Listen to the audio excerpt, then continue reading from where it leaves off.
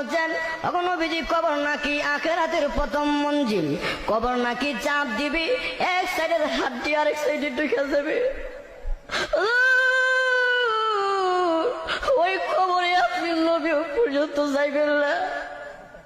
ইয়া রাসূলুল্লাহ, আপনি হাতে ধরি পায়ে ধরি গো নবী, আপনি আমার জন্য আপনার সুব্বা মুবারক দিবেন নি কোন?